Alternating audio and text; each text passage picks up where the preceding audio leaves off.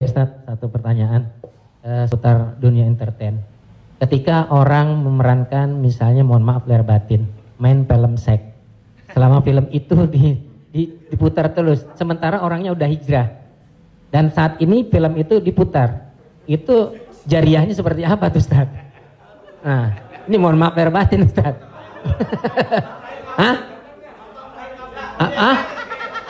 Nonton sama bini gue berdua.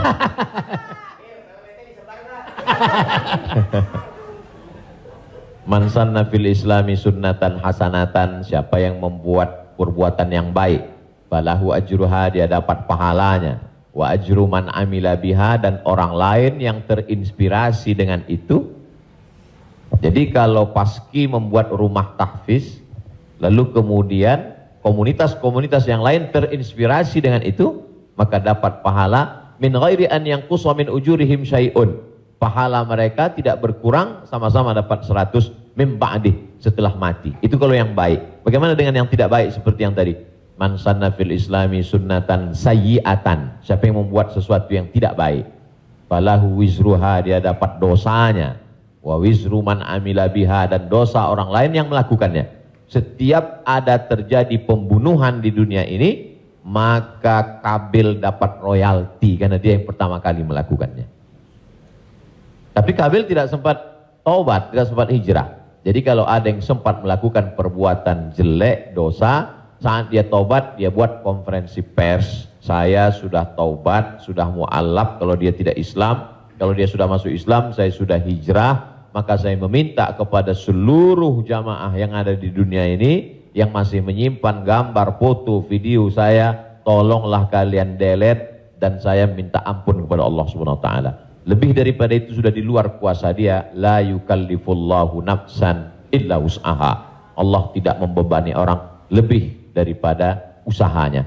Ada seorang hamba berpesan di zaman Nabi SAW, nanti kalau aku mati, maka bakarlah jasadku, lalu campakkan debunya ke laut. Kenapa? Karena aku takut bertemu dengan Allah Subhanahu wa taala atas segala dosa-dosaku. Disampaikan kepada Allah Subhanahu wa taala, kata Allah, aku ampuni hambaku itu karena masih ada rasa takut dalam hatinya. Makanya khotib naik ke atas mimbar, pesannya ittaqullah, takutlah kepada Allah. Kenapa kurban Habil diterima, kurban Kabil tidak diterima? La imbasatta ilayya yadaka litaqtulani, andai kau ambil batu besar untuk kau timpakan ke atas kepalaku, kata Habil, ma ana bi basiti yadiya ilaika liaqtulak, aku tidak akan membalas untuk membunuh wahai saudaraku. Kenapa? Inni akhafullah, aku takut kepada Allah Subhanahu wa taala. Saya yakin Mas, Abang yang berprofesi dalam dunia keartisan ini, apa yang membuat hijrah ini? Masih ada rasa takut di dalam hati.